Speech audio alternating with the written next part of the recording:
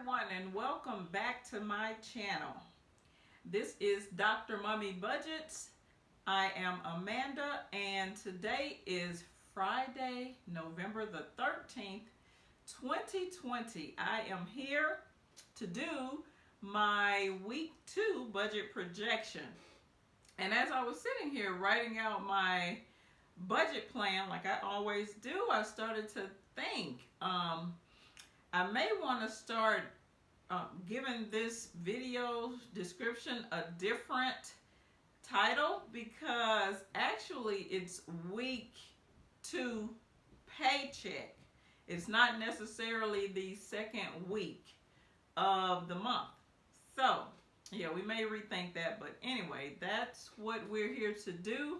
We are going to discuss what I plan to do with my second paycheck of the month for the month of December. So if you are interested in this sort of content, then stay tuned for the rest of the video.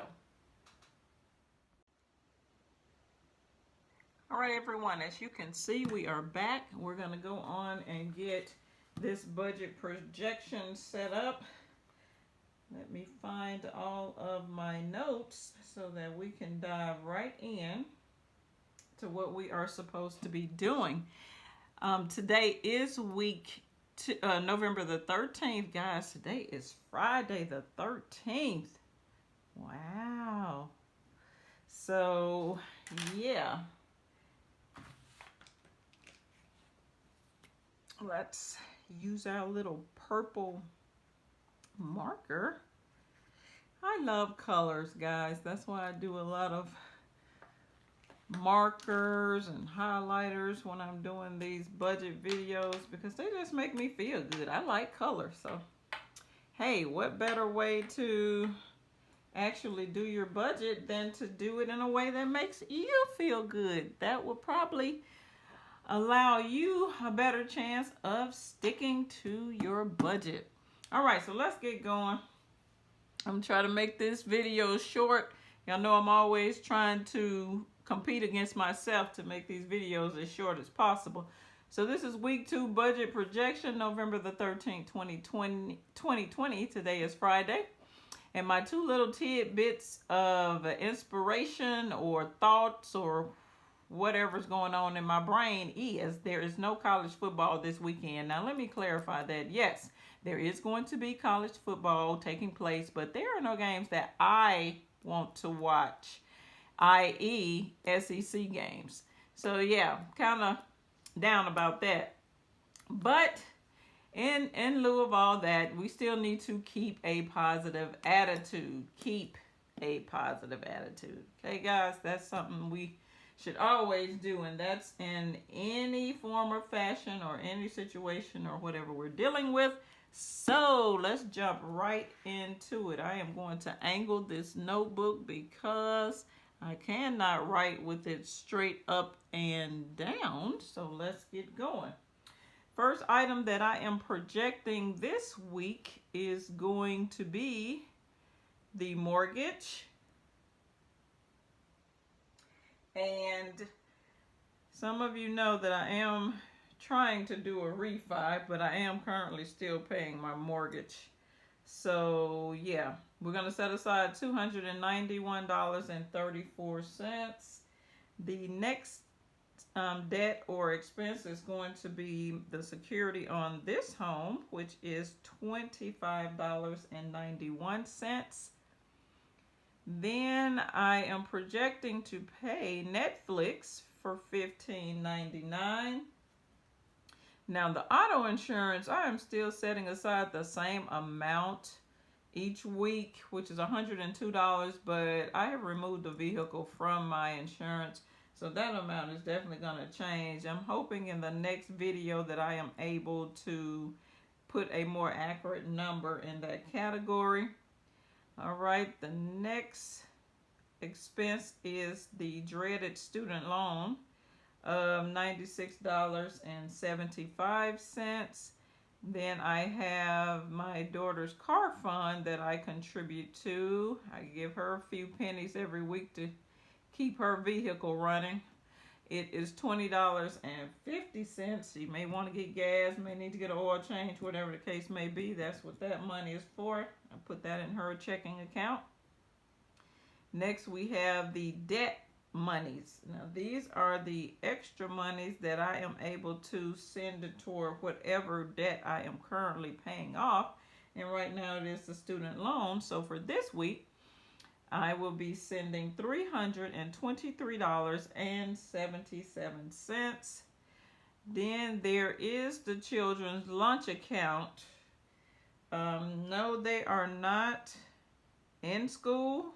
That's $30 that I set aside for that. They're in school, but they are doing virtual learning from home. So I still set aside this money because what will happen is whenever they decide to go back to school, I will have a cushion amount, you know, that I can start applying to their lunch accounts each week. Next, we have the household expenses, which is $194, which is cash that I take out of the bank every Friday to take care of food, gas, toiletries, pet supplies, blow money, you know, whatever I want to do with it. I got about 10 categories that I put that money in per week. Next, we have the children's savings account, and I automatically send $28.50 to their account. And last but not least, the Homeowners Association fee, which is $6.70, which is what I set aside for that. Now, all of those expenses total up to be $1,135.46. That is the total for this week. Okay? So, typically, I leave $1,228 in this account. I leave this money because this is where my paycheck is direct deposited into this account. So I leave $1,228 in this bills checking account each week to satisfy any bills. It covers any bills or debts or expenses or whatever I have going on for each week. I've been able to average, you know, the way I set up my bills is every 4 weeks. I make sure all bills are taken care of in a 4-week span. So I've been able to average that. $1,228 is the amount I need to leave in that account every single week to take care of all the bills for the month. All right, so now we see that our total is $1,135.46 for the expenses, but I leave there $1,228. So we're gonna have to subtract that $1,228, or at least the $1,135.46 from the $1,228. And let me grab my calculator. You would think that I would know how to do this or have that number already memorized or something, because I do this week after week, but nope, it's not. I have a lot of information stored in my head and information that goes in and out of it per week. So yeah, sometimes it's not as easy to remember some numbers, although I am a number girl. All right, so as you can see, we have $92.54 left over after I deduct the expenses. Then also, remember, I like to leave a $26 cushion in this account. So I need to, I'm sorry, that's the wrong number.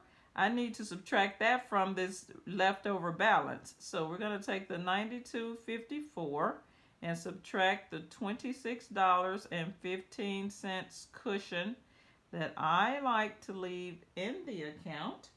And that from there, that total amount that we will be left with is $66.39. Okay, so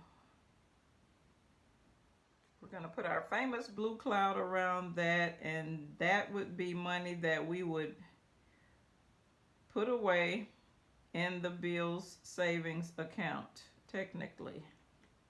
meaning not for real, just on this paper for now. All right, so that's going to get the famous blue cloud. That's step number 1. All right, step number 2 is to go back through all the debts and put a PA beside the debt that I am not going to pay this week. Will not pay this week. So let's see, the auto insurance is not projected to come out this week. Student loans, I have explained this in previous videos that I do still put that money aside because we're technically not having to pay. No interest and no payments are due on student loans until January 2021. So that's that. What else? I think the children's lunch amount, we can put that away. And then the homeowners association fee, which is only paid quarterly. So now from there, they will all get a pink circle indicating these are the put away amounts. These are amounts that I am not projecting to pay out this week. They will be used at a later time. So that total, the third step is to total up all those PA amounts. And that total is $235.45. Let's see, yeah. Okay, yep, that's right. So that's what we have there. This number will also get a blue cloud because it has a relationship to the other number that gets a blue cloud. Okay, so that's where we are there. That's step 3. Step 4 is to go back through these items and actually put a purple triangle beside those items that I will be paying this week. So pretty much everything else gets a purple triangle that does not get a pink circle. So, well, yeah, so I'll just say it like that. So let's get the purple marker out so that we can put the purple triangle by all items that I will be paying this week. And this is just for my overview. So once I go in and look at my budget projection sheet later on in the week and all that, whenever I want to go back and access it, I can see what items I did pay that for that particular week or out of that paycheck.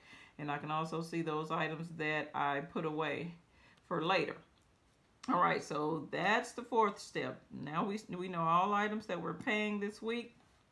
So next we will move on, and for the mortgage, of course I'm setting aside $291.34, but my mortgage total payment is $874. So that will be paid this week.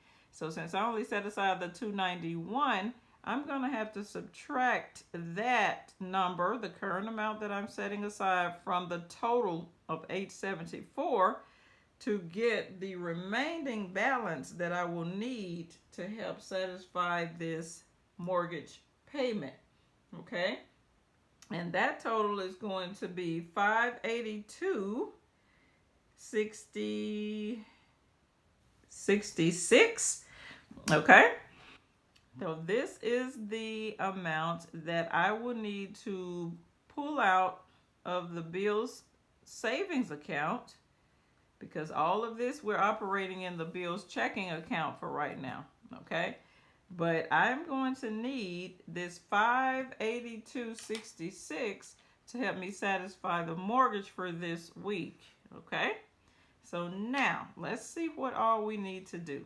First off, we're going to go back down here. We have 2 amounts that we need to put away. So we have the $235.45 and the $66.39. Let's go on and add those 2 together. That way we'll have that portion taken care of. And let's see, that total amount is going to be, should be 45, not 46. That should be $301.80.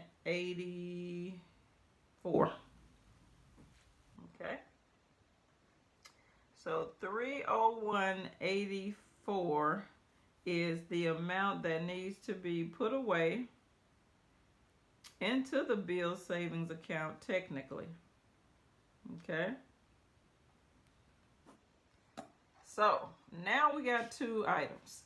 We have an amount that we need to pull out of the bill savings account, and we have an amount that we need to put away into the bill savings account. So both of these items, they're two different actions, so of course we're going to have to subtract the two numbers.